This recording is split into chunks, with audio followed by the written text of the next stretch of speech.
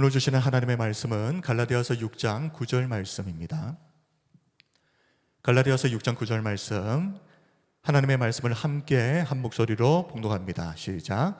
우리가 선을 행하되 낙심하지 말지니 포기하지 아니하면 때가 이름에 거두리라. 아멘. 오늘 전할 말씀 제목은 하나님의 때가 이를 때까지 절대 낙심하지 말라입니다. 한번 따라하겠습니다. 하나님의 때가 이를 때까지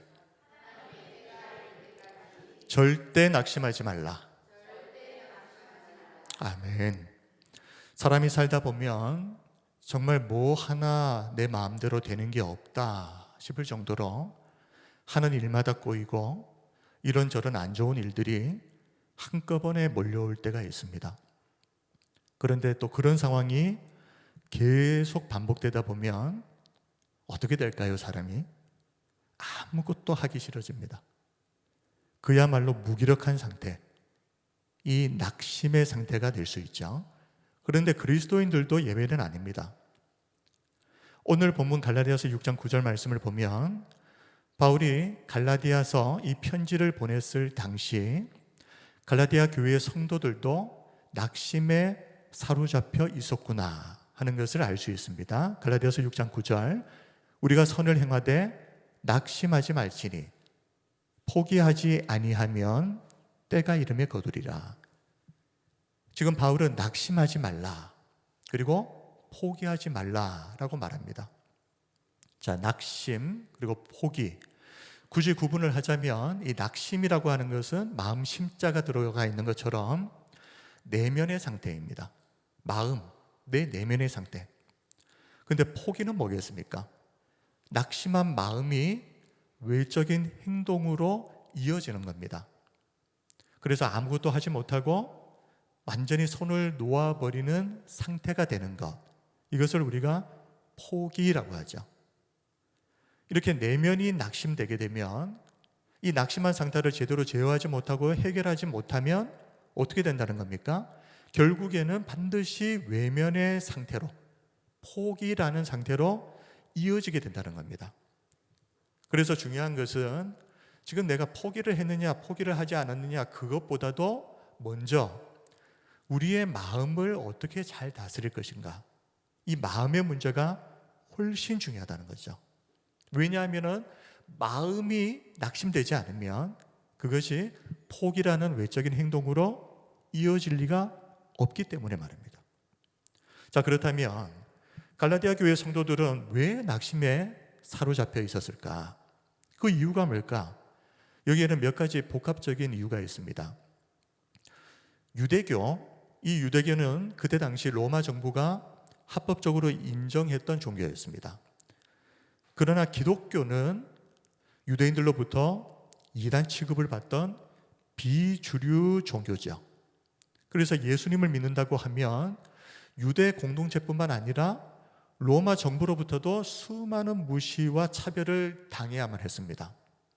이게 그때 당시 그리스도인들의 삶이었습니다. 게다가 당시에는 모든 직종이 길드를 중심으로 움직이는데, 길드,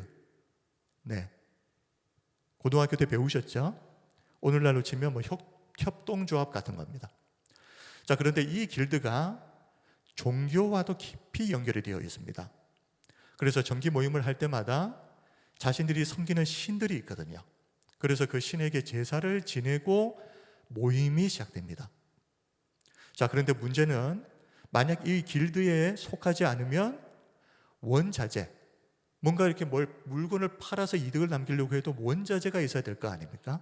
근데 원자재를 공급을 받을 수가 없습니다. 게다가 시장에서 물건을 팔 수 있는 자격, 권리도 주어지지 않게 됩니다. 그러다 보니 그 지역에서 먹고 살려면 어떻게 해야 되겠습니까? 싫어도 그 사람들이 믿는 종교를 받아들여야 되는 거죠. 그리고 길드에 반드시 소속되어야만 먹고 살 수 있었습니다.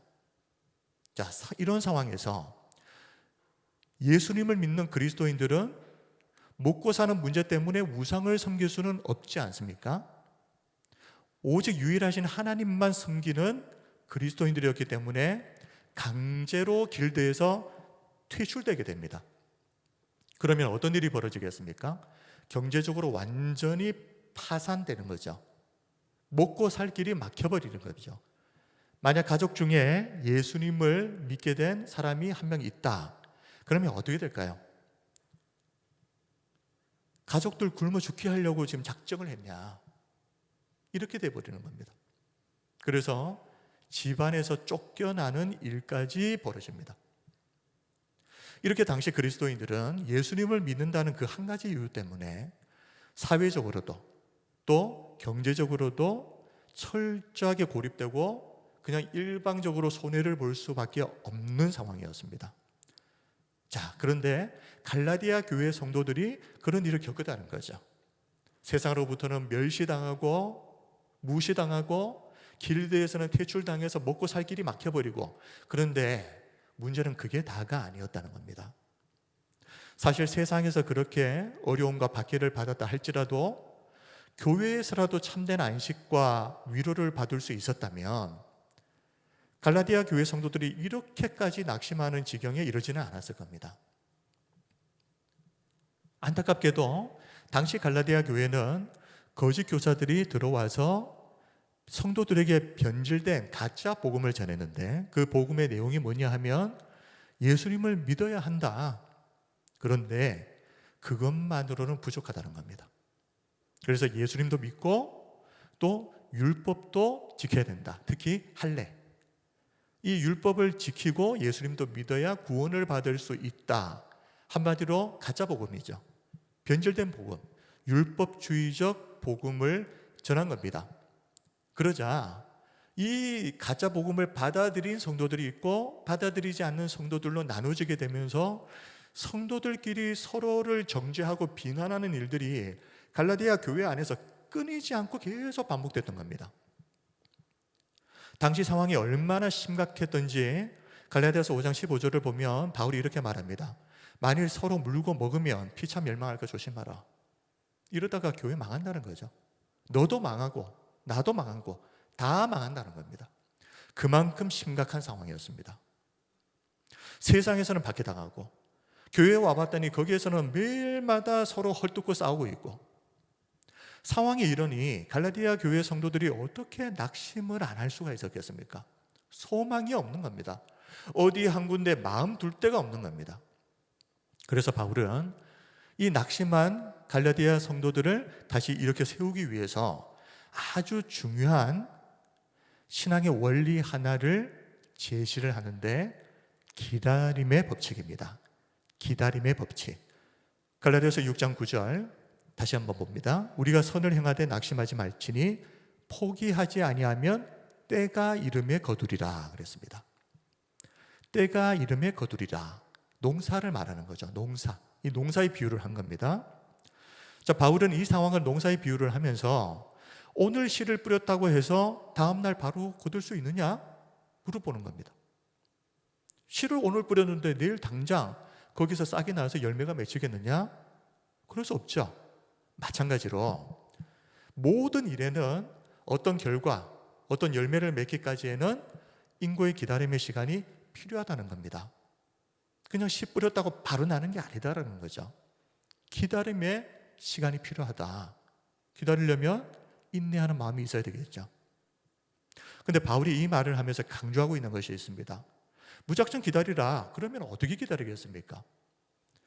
때가 이름에 거두리라. 이 거두리라라는 헬라어 원어를 보면 미래 능동태 직설법으로 되어 있습니다. 자, 헬라어에서 직설법은 이런 것입니다. 의심의 여지 없이 반드시 일어난다 하는 겁니다. 반드시 일어날 일. 그런 일들을 선포할 때만 사용되는 것이 직설법입니다. 자, 그러므로 바울이 지금 말하는 거두리라, 무슨 말입니까? 어쩌면 거둘 수도 있다라는 말이 아니죠. 반드시 거둔다는 말입니다. 강력한 약속의 말씀을 지금 하고 있는 거죠. 자, 그렇다면 거둔다는 건 알겠는데 그럼 언제 거두느냐? 때가 이름에. 자, 원어에서 이 때를 보면 카이로스로 되어 있습니다. 여러 차례 말씀드렸기 때문에 우리 성도님들 잘 알고 계시겠지만 시간을 뜻하는 헬라어 용어는 크게 두 가지가 있습니다. 크로노스가 있고 카이로스가 있는데 오늘은 이 본문에서는 카이로스가 사용되었습니다. 자, 크로노스는 과거에서 현재, 미래를 향해서 멈추지 않고 계속 흘러가는 그냥 양적 시간입니다. 어떤 의미가 있는 시간이 아니라 그냥 어제는 과거였고 오늘은 현재고 내일은 미래, 그렇게 그냥 흘러가는 양적 시간. 자, 그런데 카이로스는 그렇게 흘러가는 양적 시간, 크로노스의 시간 속에서 특별한 어떤 목적, 의미가 담겨져 있는 질적인 시간을 말할 때 카이로스라고 합니다. 특별히 하나님이 정하신 때, 하나님의 때를 말할 때 카이로스라고 하는 단어를 사용하는데, 자, 오늘 갈라디아서 6장 9절에서는 크로노스가 아니라 카이로스가 사용됐다는 거죠. 하나님의 때에 반드시 이루어진다는 겁니다. 그래서 바울은 거두리라 직설법을 사용하고 때, 카이로스라는 단어를 사용하면서 모든 것에는 뭐가 있다는 겁니까? 하나님이 정하신 카이로스의 때가 있다는 거죠. 내가 생각하는 때가 아니라 하나님의 때, 카이로스의 때가 있다는 것. 그리고 또 하나가 뭡니까? 그 때가 되면 직설법입니다. 반드시 하나님께서 우리가 뿌린 것에 대해서 열매 맺게 하신다는 겁니다. 그렇다면, 자, 반드시 그 때가 온다. 그게 맞다면 그 약속이 성취되는 것을 보기 위해서 성도가 해야 할 일이 무엇이겠습니까? 포기하지 아니하면 포기하지 않는 겁니다. 이런저런 이유로 마음에는 수도 없이 낙심할 순간이 찾아올 겁니다. 예수님 믿는다고 해서 예외 아닙니다. 오히려 예수님 믿기 때문에 그런 일은 더 많이 일어날 수 있습니다. 그런데 그럼에도 그 낙심의 마음이 찾아올 때에도 우리가 하나님의 약속이 이루어질 것을 믿고 끝까지 포기하지만 않으면 말입니다. 그러면 우리는 반드시 하나님의 때에 우리가 그동안 뿌렸던 것들에 대해서 거두게 되는 날이 온다. 바울이 지금 이걸 말하고 있습니다. 낙심한, 세상에서도 박해당하고 교회에 왔더니 매일 싸우고 있고 어디에 한 군데 마음 둘 데가 없이 낙심했던 갈라디아 교회 성도들을 향해서 하나님의 때를 기다리고 절대 포기하지 말라는 거죠.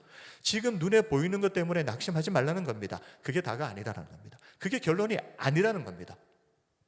아직 그 결론은 오지 않았고 하나님의 때가 되면 반드시 보게 된다. 우리 사랑하는 성도 여러분, 우리가 사는 것이 참 힘들고 또 순간순간 낙심할 때가 찾아옵니다.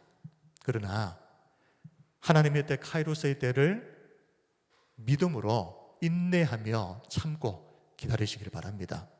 그러면 하나님께서 반드시 하나님의 때에 하나님의 선하신 일을 우리의 인생 가운데 이루실 것을 믿습니다. 아멘. 자, 우리가 신앙생활을 하면서 혹 우리 주변에 낙심한 사람이 있을 수가 있죠. 자, 그런 사람이 내 주변에 보일 때 이러시면 안 됩니다. 믿음이 그것밖에 안 되냐? 너 그것밖에 안 되는 사람이냐? 너무 뭐라고 하시면 안 됩니다. 지금 이 성도가 이렇게 지쳐서 주저앉아 있는 것은 어쩌면요, 누구보다 치열하게 말씀대로 살려고 노력했던 결과일 수도 있기 때문입니다. 다시 갈라디아서 6장 9절을 보면 사실 바울도 갈라디아 교회 성도들에게 책망도 하지만 그와 더불어서 지금 조금 전에 말씀드렸던 그 마음으로 갈라디아 교회 성도들을 권면하고 있다 하는 것을 알 수 있습니다. 자, 다시 한번 볼까요? 우리가 선을 행하되 낙심하지 말지니 그랬습니다. 포기하지 아니하면 때가 이르면 거두리라. 낙심. 자, 이 낙심이라고 하는 단어는 헬라어로 엔카케오라는 단어를 썼습니다. 자, 이 단어를 꼭 기억하시기 바랍니다. 엔카케오는 어떤 단어냐? 치열하게 싸우다가 기운이 다 빠져버린 상태입니다. 아무것도 하지 않았는데 주저앉아 있는 상태가 아니라 누구보다도 치열하게 싸웠는데 그 시간이 길어지면서 기운이 다 빠져버린 상태를 엔카케오라고 합니다. 자, 참고로 아드메오라는 단어도 있거든요. 낙심. 그 말은 주변의 사람이나 부모의 그 어떤 강압 이런 억압 때문에 좀 기가 죽어 있는 상태를 말할 때는 낙심이라고 하는 단어를 쓰지만 헬라어 원어는 아드메오로 되어 있습니다.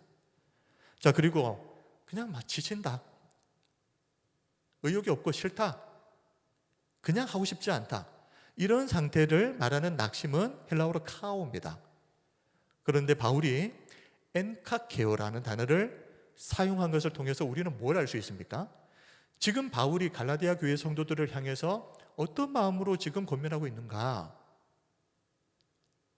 영적으로 게으르고 나태하고 신앙에 대해서 열심도 없는 그런 한심한 사람들이라고 그렇게 생각하고 바울이 권면하고 있는 게 아닙니다. 지금 바울은 갈라디아 교회 성도들을 보면서 어떤 마음을 가지고 있죠?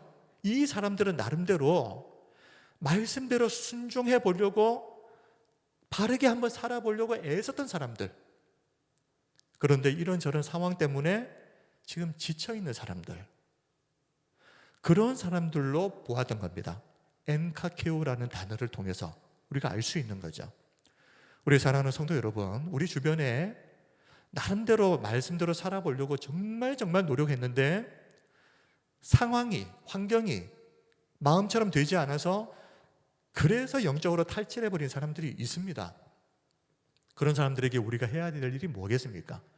왜 그것밖에 안 된다는 책망이 아니죠. 따뜻한 위로와 격려를 해줘야 됩니다. 하나님께서도 그렇게 하셨습니다.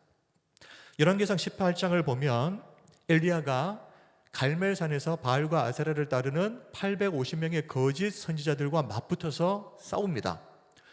누구의 신이 진짜 신인지 가려보자. 이 대결을 통해서 누구의 신이 참신인지 한번 가려보자. 바알과 아세라가 참신인지 아니면 하나님이 참신인지. 자, 그래서 바알과 아세라를 따르던 850명의 사람들이 하루 온종일 자기 몸을 상하면서 제단 주위를 돌면서 노래를 부르고 신을 부르지만 아무 일도 일어나지 않았습니다. 그런데 엘리야가 무너져버린 제단을 수축하고 그 제단 주위에 흥건할 정도로, 넘칠 정도로 물을 부은 후에 하나님께 기도하죠.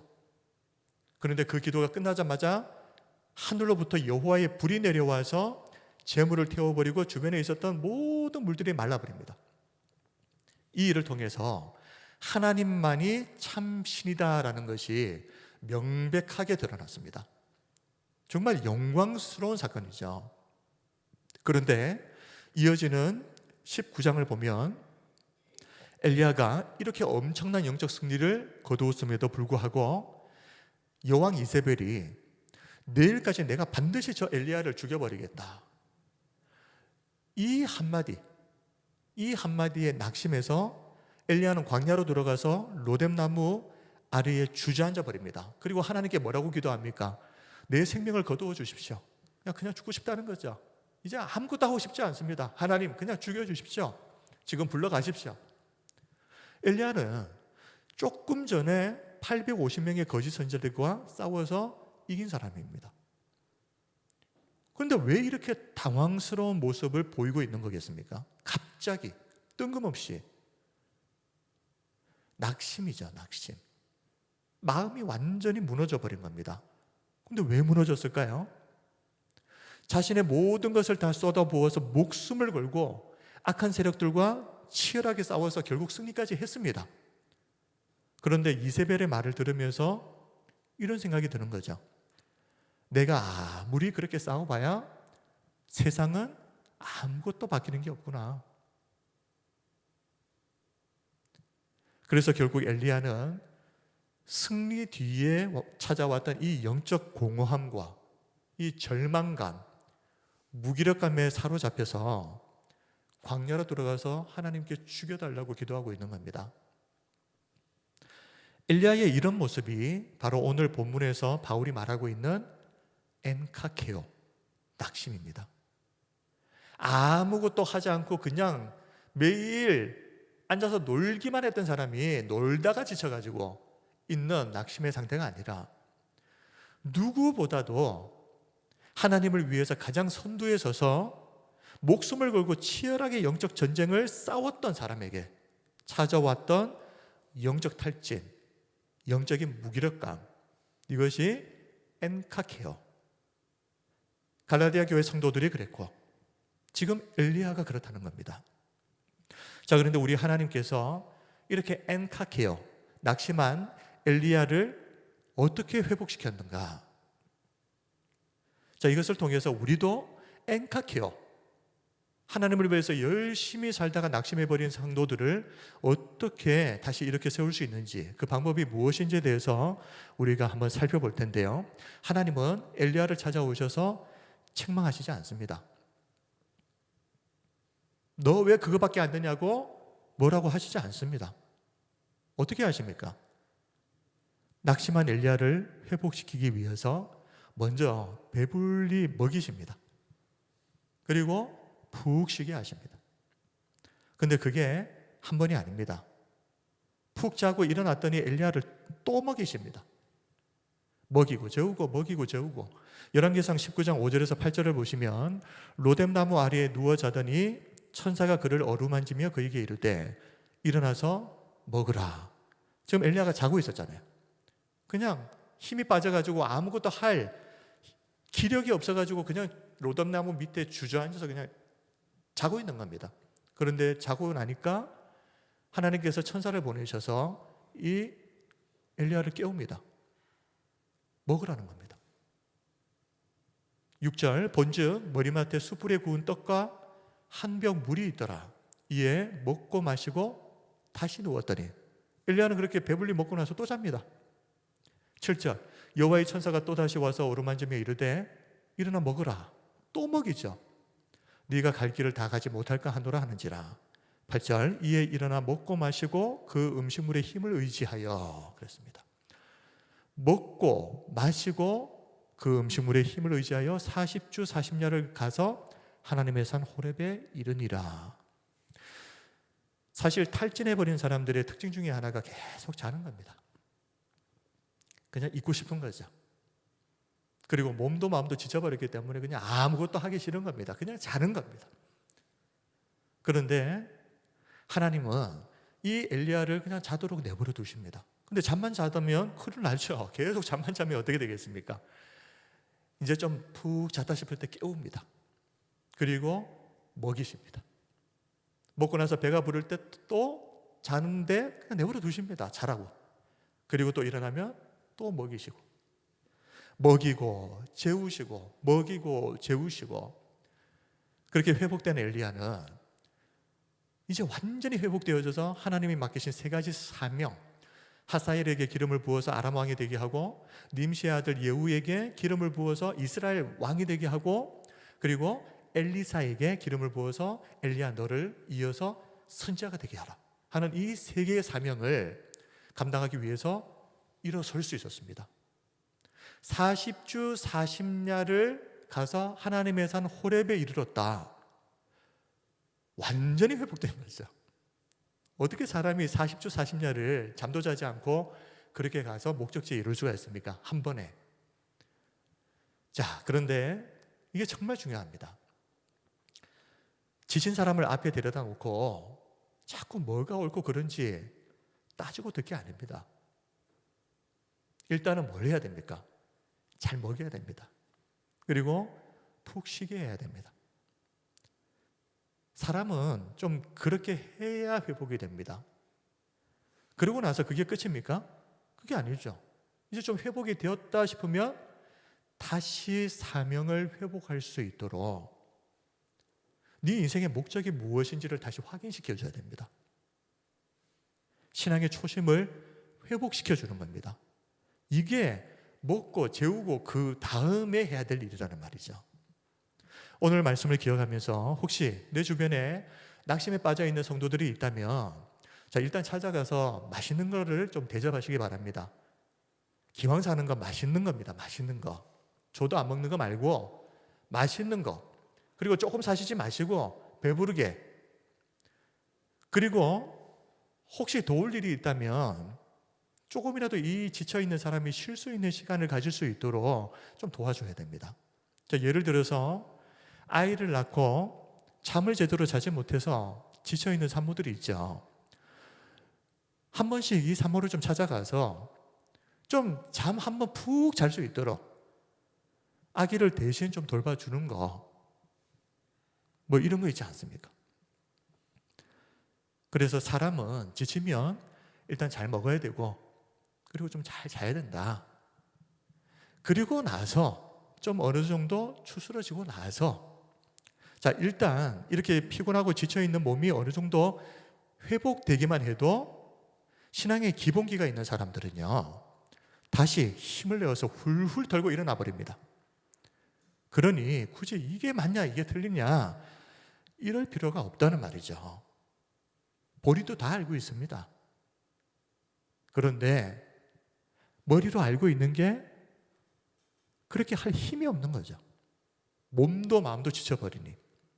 지금까지 성도가 낙심했을 때 어떻게 해야 되는가에 대해서 살펴보았습니다. 그런데 그 성도 중에는 목사도 포함되어 있습니다. 목사도 낙심이 될 때가 있거든요. 이렇게 목회를 해가지고 이게 되는 건가? 지금 내가 제대로 하고 있는 게 맞나? 지금도 수도 없이 이런 고민을 하면서 목회 현장을 지키고 계시는 목사님들이 정말 많습니다. 매일매일 고민합니다. 한국 개신교 역사에서 가장 널리 낭송되고 또 사랑받는 기도문 중에 하나가 언더우드 선교사의 기도문이거든요. 이 기도문을 읽어보면 언더우드 선교사도 이 선교를 하면서 정말 절망적인 상황 앞에서 낙심이 되었던 때가 있었습니다. 그런데 이 선교사가 어떻게 그 낙심에서 빠져나올 수 있었는지 이 기도문을 통해서 알 수가 있는데, 자, 언더우드 선교사가 조선에 도착했을 때 당시 조선은 갑신정병 직후였기 때문에 정치가 극도로 불안했습니다. 그리고 외국인에 대한 경계심이 극에 달했던 시기입니다. 그러다 보니 기독교 복음을 전하는 것은 국법으로 금지가 되어 있었기 때문에 대놓고 사람들에게 전도도 할 수 없었던 상황입니다. 도로와 위생 상태는 또 어땠겠습니까? 열악하죠. 그리고 전염병이 창궐합니다. 그래서 수많은 선교사들과 그 자녀들이 이 조선 땅에 선교하러 왔다가 병에 걸려서 죽는 일들이 비일비재했습니다. 그야말로 그때 당시 조선은요, 어둠의 땅 그 자체였거든요. 이런 어둠의 땅 조선에 도착했을 때 언더우드 선교사의 기도문을 보면 당시 그 황량한 현실 속에서 선교사로서 느꼈을 그 절망의 감정, 그 막막함이 그대로 느껴집니다. 자, 기도문은 이렇게 시작합니다. 주여, 지금은 아무것도 보이지 않습니다. 이게 기도문의 시작입니다. 주여, 지금은 아무것도 보이지 않습니다. 메마르고 가난한 땅, 나무 한 그루 시원하게 자라지 못하고 있는 땅에 저희들을 옮겨와 심으셨습니다. 그 넓고 넓은 태평양을 어떻게 건너왔는지 그 사실 자체가 기적입니다. 주께서 붙잡아 뚝 떨어뜨려 놓으신 듯한 이곳, 지금은 아무것도 보이지 않습니다. 보이는 것은 고집스럽게 얼룩진 어둠뿐입니다. 어둠과 가난과 인습에 묶여있는 조선 사람뿐입니다. 그들은 왜 묶여 있는지도 고통이라는 것도 모르고 고통을 씹어 삼키고 있었습니다. 고통을 고통으로 알지 못하는 백성에게 고통을 벗겨주겠다고 하면 의심부터 하고 화부터 냅니다. 조선의 마음이 전혀 보이지 않습니다. 그리고 저희가 해야 할 일이 전혀 보이지 않습니다. 참 얼마나 막막했을지 그때 당시에 그 심정이 그냥 다 느껴지지 않습니까? 그러나 이어서 이렇게 고백합니다. 그러나 주님, 순종하겠습니다. 겸손하게 순종할 때 주께서 일을 시작하시고 우리들의 영적인 눈이 어두워 보이지 않던 주의 일을 보게 될 줄 믿습니다. 지금은 우리가 서양 귀신 양귀자로 대접받고 있지만 저희들이 우리 영혼과 하나가 되어 하늘나라의 한 백성 한 자녀가 될 날이 올 것을 믿습니다. 지금은 예배드릴 예배당도 없고 학교도 없고 경계와 의심과 멸시와 천대함이 가득한 것이지만 이곳이 머지않아 은총의 땅이 되리라는 것을 믿음의 눈으로 바라봅니다. 그리고 나서 마지막이 중요합니다. 주여, 오직 제 믿음을 붙잡아 주소서.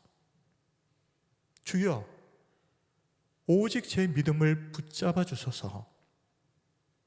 언더우드 선교사가 막막한 상황 속에서도 끝까지 낙심하지 않을 수 있었던 것은 믿음의 눈으로 하나님의 때, 카이로스의 때를 바라보았기 때문입니다. 또 그리고 하나가 더 있죠. 믿음으로 그 날을 바라보지만 인간은 연약해서 수도 없이 흔들립니다.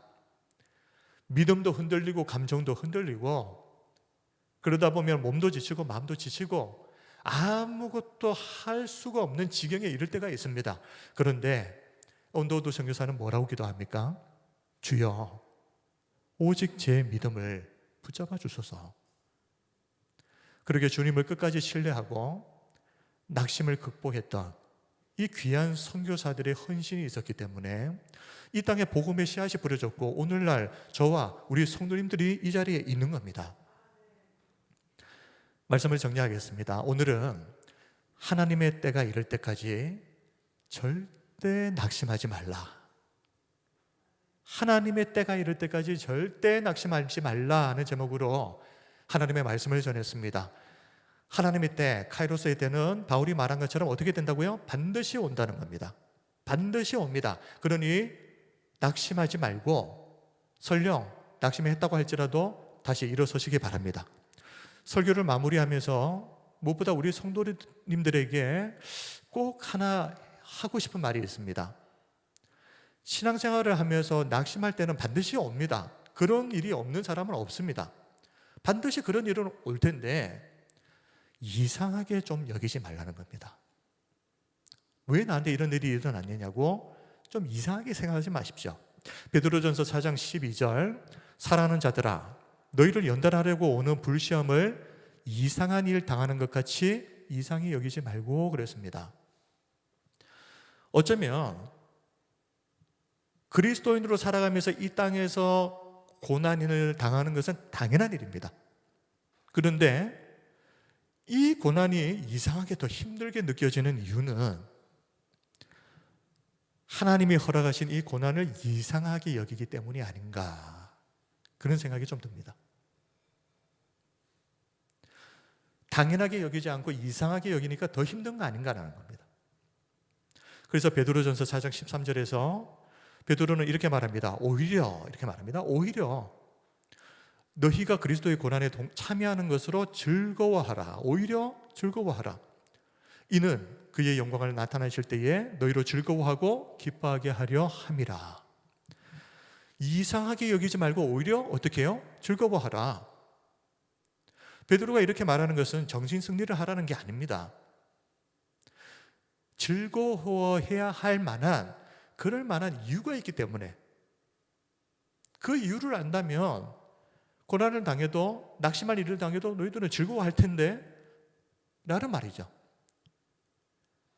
불시험이라고 하는 말에서 볼 수 있는 것처럼, 우리 12절의 불시험, 이 불시험이라는 말에서 볼 수 있는 것처럼 성도가 당하는 고난은 말 그대로 하나님께서 성도를 성장시키기 위해서 주시는 선한 목적 때문에 허락된 일입니다. 그런데 그 시험이 얼마나 힘들었으면 불시험이라고 그랬겠습니까? 근데 마귀는 이 불시험을 통해서 성도를 넘어뜨리려고 하겠죠. 그러나 성도들은 오히려 이 시험을 통해서 더 강해지고 더 용감해질 것입니다. 그래서 성도는 시험을 만날 때마다 이것을 이상하게 여기면서 힘들어할 것이 아니라 오히려 즐거워해야 된다는 말입니다. 하나님이 좋은 목적, 선한 목적을 가지고 허락하신 일이기 때문에 이 시험을 잘 지내고 나면 좋은 일이 있을 텐데 즐거워해야지. 왜 이상하게 여기고 그렇게 힘들어하느냐는 거죠. 또 한 가지 중요한 이유가 있습니다. 성도가 불시험을 당할 때는 이렇게 생각해야 됩니다. 내가 지금 불시험을 당하고 있는 이 일이 그리스도의 고난에 참여하는 것이구나 라고 생각하셔야 됩니다. 자, 앞에서 12절에서 불시험이라고 말했죠. 그런데 13절에서 이어서 뭐라고 말합니까? 그리스도의 고난에 참여하는 것이라고 말합니다. 지금 바울은 12절에서 말한 불시험과 13절에 그리스도의 고난에 참여하는 것을 동일한 의미로 지금 말하고 있는 겁니다. 상황은 낙심할 상황이지만, 불시험이지만, 그런데 내가 지금 불시험을 당하고 있는데 이 시험이 그리스도의 고난에 동참하고 있는 것이다라는 것을 우리가 생각한다면 그 시험을 대하는 마음 태도가 달라질걸요. 나 같은 사람이, 나같이 아무것도 아닌 사람이 그리스도의 고난에 동참하는 영광을 누리고 있구나. 그래서 즐거워하고 기뻐하라는 겁니다. 결국 상황이 문제가 아니라 상황을 어떻게 해석하느냐에 따라서 우리의 반응이 이렇게 극단적으로 달라질 수가 있습니다. 이상하게 생각하면 어떻게 됩니까? 괴롭습니다. 힘듭니다. 낙심합니다. 그런데 이 일이 내가 지금 그리스도의 고난에 동참하는 것이다 라고 생각하면 우리는 영광스럽고 우리는 그 일에 대한 가치를 알게 됩니다. 이것이 그냥 당하는 헛수고가 아니라 의미 있는 시험이다. 의미 있는 시간이다. 우리 쉬운 성경 번역에 이렇게 번역을 하고 있습니다. 그리스도의 고난에 참여하게 됨을 기뻐하시기 바랍니다. 그리스도께서 영광 중에 다시 오실 그날에 여러분은 기뻐하고 즐거워할 것입니다. 우리 옆에 있는 분들과 인사하겠습니다. 하나님의 때가 이럴 때까지 절대 낙심하지 맙시다. 우리 사랑하는 성도 여러분, 예수님을 믿고 신앙생활을 하는 것은 좁은 길을 걷는 겁니다. 그래서 반드시 어렵고 힘든 일 생깁니다. 이상하게 생각할 것이 아니라 그 일을 통해서 우리는 그리스도의 고난에 동참하고 있는 것입니다. 그리고 하나님의 때, 카이로스가 때가 되면 하나님이 약속하신 좋은 것들이 우리에게 예비되어 있습니다. 하나님의 때가 이럴 때까지 절대 낙심하지 마시기 바랍니다. 오늘 하나님께서 우리 모든 성도들을 회복시켜 주시고 다시 일으켜 세워주시는 이 은혜가 이 자리에 충만하시기를 기도합니다. 하나님의 손을 잡고 다시 일어서서 사명의 자리를 회복하는 저와 우리 모든 성도님들이 다 되시기를 주님의 이름으로 축원합니다. 아멘. 이제 우리 함께 하나님께 찬양 드리고 그리고 기도하도록 하겠습니다.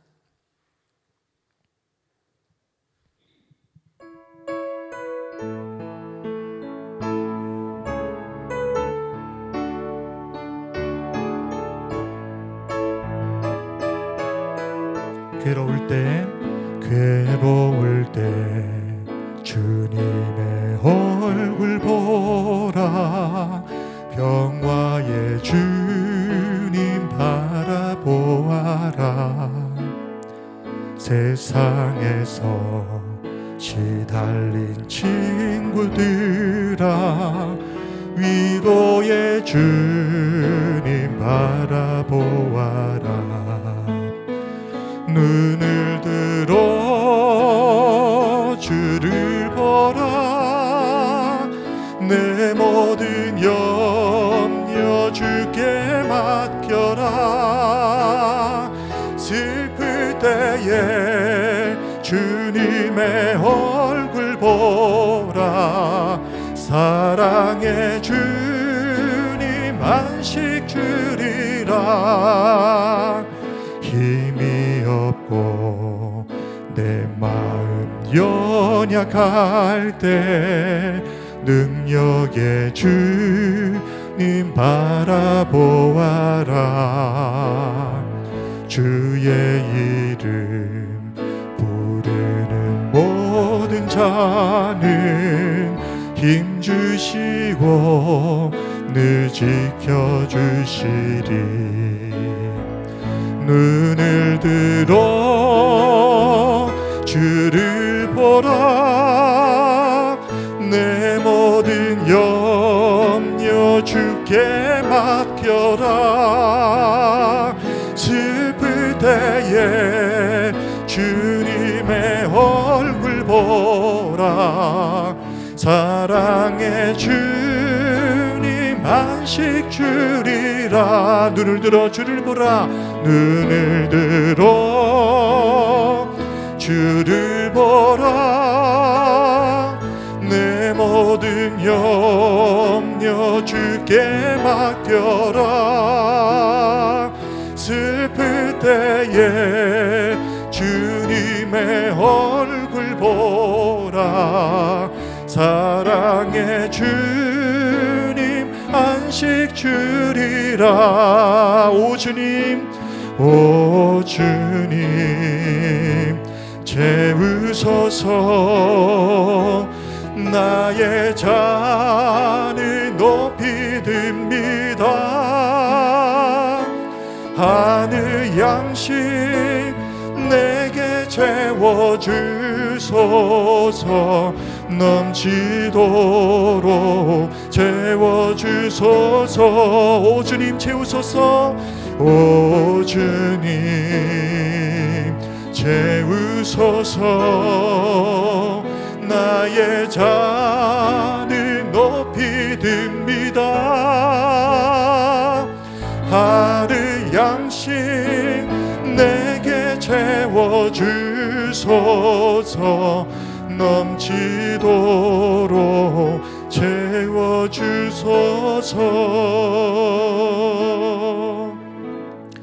이 시간 우리 함께 기도하겠습니다.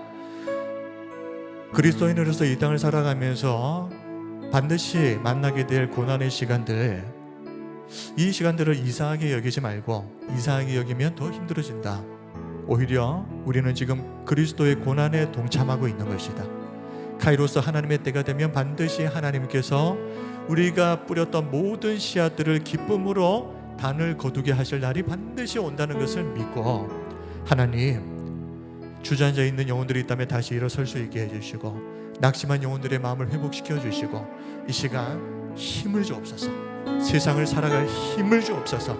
주님 오시는 그날까지 믿음으로 살아낼 수 있는 하늘의 힘을 주옵소서.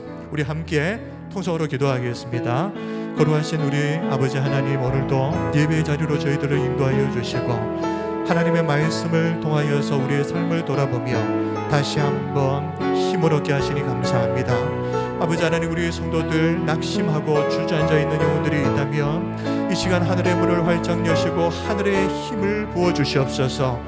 아버지 하나님, 우리의 눈에 보이는 것들은 절망적인 상황뿐일지라도 주님을 바라봅니다. 우리의 연약한 믿음을 주여 붙잡아 주시옵소서. 그리하여 어렵고 힘든 고난의 시간들을 이겨낼 수 있도록 인도해 주시고, 포기하지 않은 그 성도에게 약속하신 하나님의 카이로스의 때, 그 영광의 날을 우리가 맞이하며 기뻐하고 즐거워할 수 있도록 아버지 하나님, 우리 성도들을 붙들어 주시옵소서. 은혜를 다하여 주시옵소서. 예수님 이름으로 기도드립니다. 아멘.